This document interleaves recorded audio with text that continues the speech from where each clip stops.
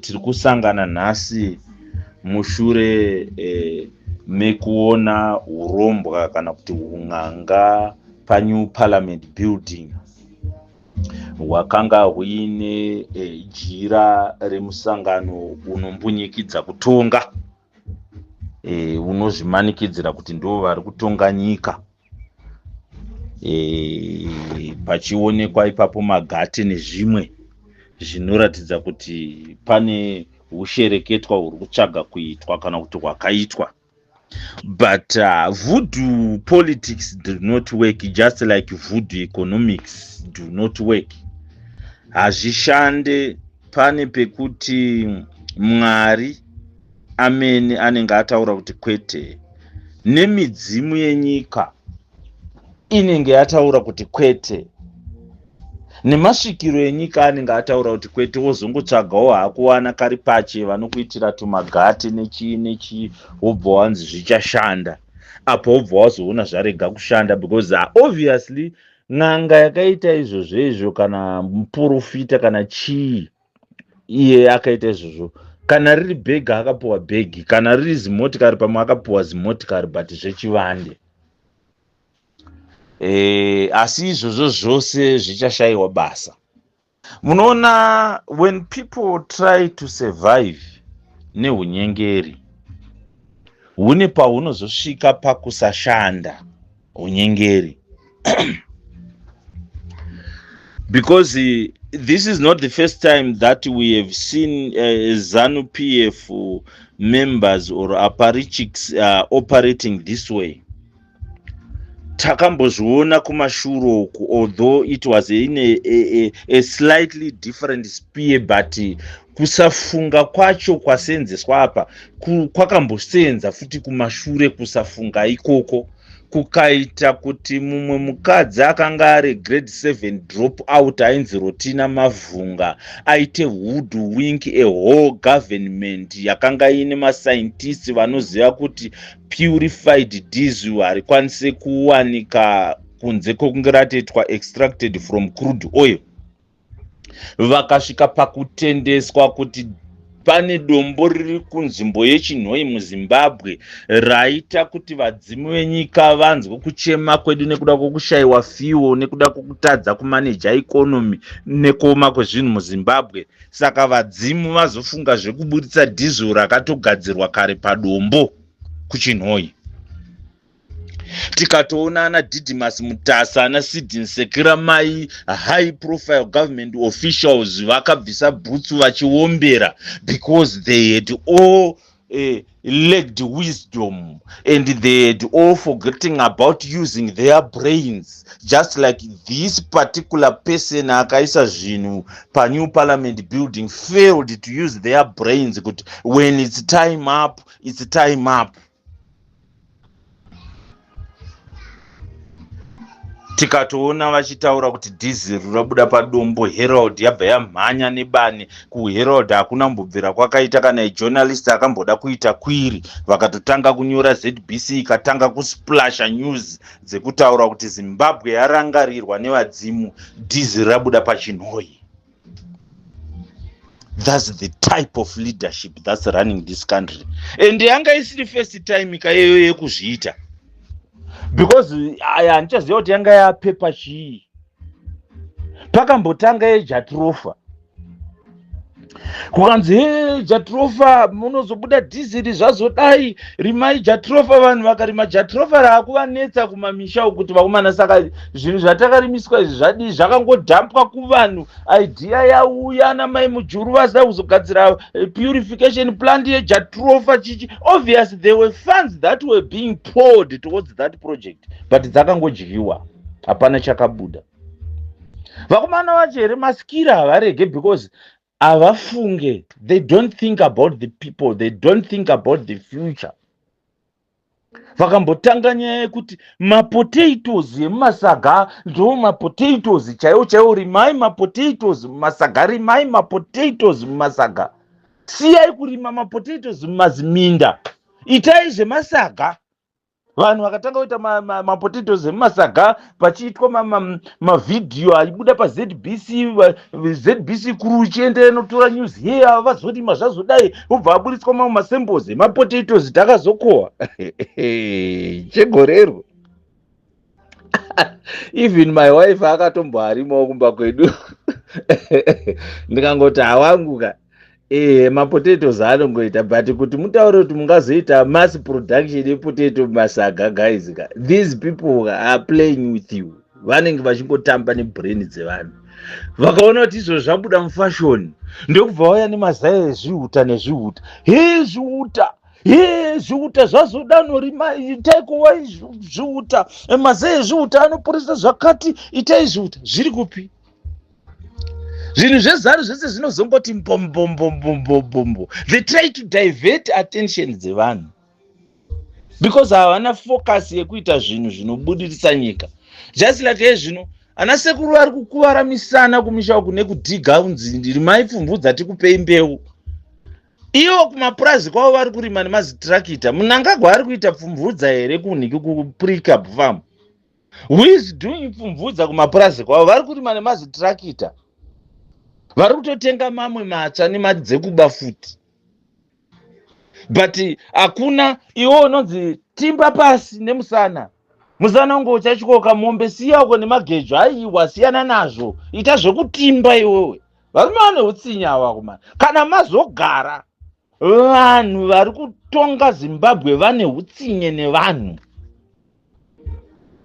Havana chavanoda kuti chiite so simple one. That's why you find kuti Zimbabwe is the highest taxed nation in SADC. Hakuna nyika ine mitero, kubatirwa mitero, mari dzemitero seZimbabwe. That's why you find kuti we are the second most corrupt country in SADC. It's a pity. Second most corrupt country in SADC. First highest taxed nation in SADC. Zvinhu zvacho zvatiri kuita manumber 1 manumber 2 ka zvinonyadzisa.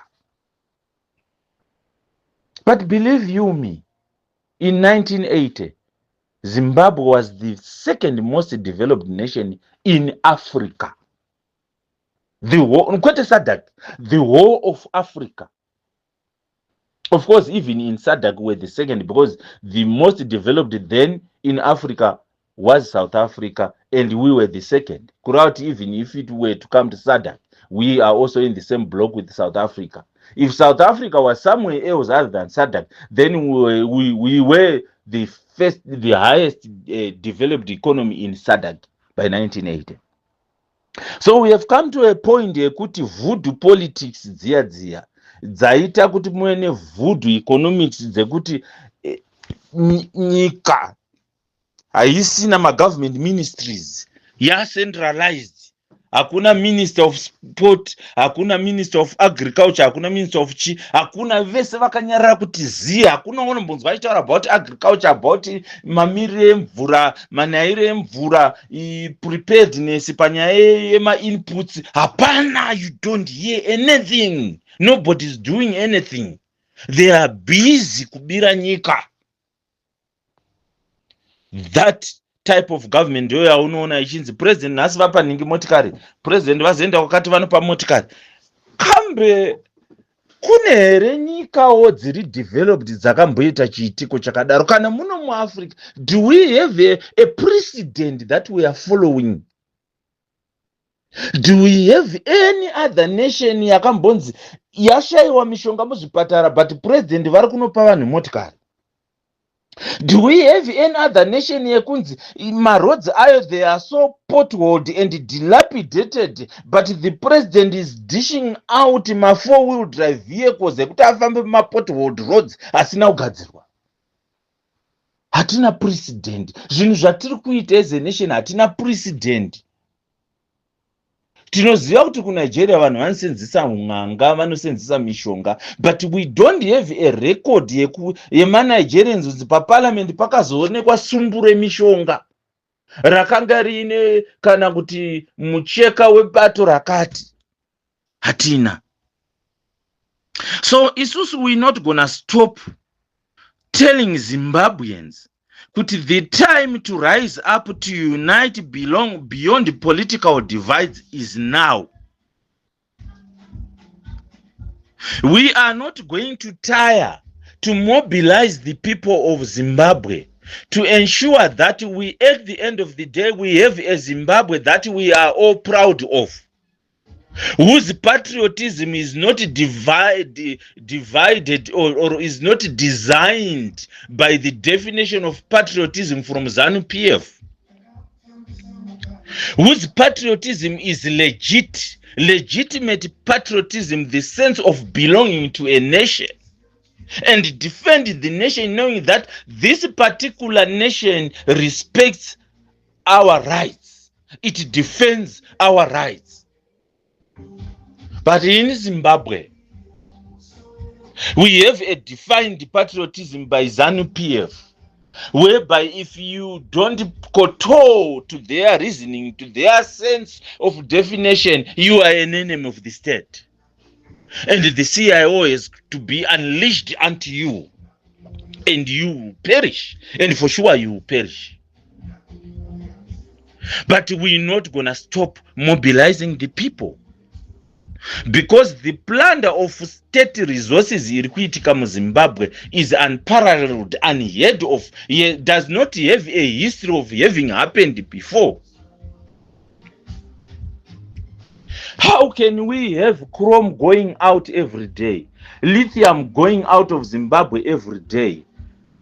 I have since established that right now the Mpumalanga electrical plant in South Africa powered by coal. They are getting that coal from Zimbabwe. Mpumalanga is no longer mining coal. But what are we getting in return? Nothing. What are we getting in return for the granite stone that is being extracted from Mutoko? Nothing. What are we getting from the lithium that is being mined across the country? Nothing. What did we get from the diamonds that were mined or are still being mined in Chiadzwa? Nothing. The nation is getting nothing while other people are pocketing and fattening their pockets. We have to stop this. And the only way to stop this is the unity of the people with one purpose, to say, no, you know what? Elections have never worked in Zimbabwe. If we are going to have elections that will work, that will define who takes over power from one other person, we have to start fighting the system that has denied the operation of elections in Zimbabwe. The working of elections in Zimbabwe have been denied. And it's unfortunate that the only person at the center of the denial of elections working in Zimbabwe has been ED. He was the catalyst to deny Changirai his victory in 2008. And he was at the helm to deny Chamisa victories in 2018 and 2023. So there is no way we can be expecting that elections will work in Zimbabwe in 2028.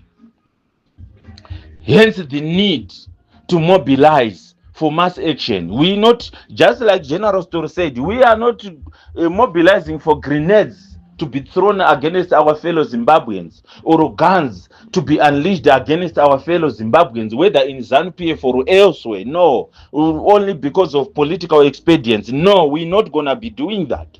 We are going to mobilize the people to rise up in unison against a system that has denied the people their right to self-governance, to self-dominion. We are going to mobilize the people to rise up against the people that have plundered their resources while denying health care, medication, while denying the education system, books for our school kids, ball pens for our school kids, everything we have to pay. They have since allowed corruption kuti ipinde muzvikoro right now. Whenever vana kana vachitanga maform 1 kana magrade 1, you are forced to buy my uniforms from zvikoro and nowhere else at exorbitant prices. That has got to stop. But in order for it to stop, we have to fight the bull in the room, the system of Mnangagwa and Zhigananda. When that falls, then we can start putting everything in order. We cannot continue watching whilst my resources achibuda every day. Yes, it's too late. Can I tell you one thing? The people vakatanga kuridza magidi muna April 1966 pachinhoi battle thought kuti in 2 years time Zimbabwe inenge independent. But it took 14 years of war, of an armed struggle. So this Gaza revolution started in March, and you not need to tire in less than a year. No ways. Vamo have been in political trenches from the 90s. I have said it, 1995 ndakavhotera Margaret Dongo ari an independent candidate kuSunningdale, Harare South. Adzingwa muZanu Pf ataurira maMPs kuti varume vese muri muno muri vakadzi vamugabe, because vanga vasina clout, vakanga vasiri amadhodha sibili. And since then I've never voted for Zanu Pf, because the system is rotten to the core. It is a breeding ground for corruption, for rottenness, for murder, for kidnappings, political kidnappings. And that system is rotten for a Zimbabwe we all want. A Zimbabwe that lost more than 30,000 of its dedicated cadres, men and women who were fighting for this land, for this nation. They did not fight to see Chivayo dishing out cars or Mnangagwa dishing out cars. They fought kuti vana vavo vagove nekushanda muZimbabwe vachigara imomo freely. They fought kuti kana pakaitika any kidnapping, state resources will be channeled, because every Zimbabwean is crucial. But we now have more important Zimbabweans who are more important than others. Like in George Orwell's book, Animal Farm. There were animals that were more equal than others. And we now have Zimbabweans that are more important than others, who are protected even in judicial circles, not by their innocence, but their guilt has got deep pockets to protect them. This is the system we are saying should fall. We don't want that system. And we have to fight tooth and nail to ensure that that system crumbles and we have a fresh start for Zimbabwe. We have got very, very great brains across the globe who are developing other nations who fled this country either because of political persecution or a lack of economic opportunities. But when Zimbabwe is functional, they are all willing to come back home, because they would want to see the rivers where they grew in, where they would go and swim, the rural places where they would go and farm. They want that. They are yearning for that. They are looking at the country away from its borders, saying, Lord, hear us. And the onus is on us within Zimbabwe to say, no, we don't need the trajectory that Idi Mnangagwa and Zhigananda are taking Zimbabwe. We have to put a stop to this. Muwe nezuwa rakanaka.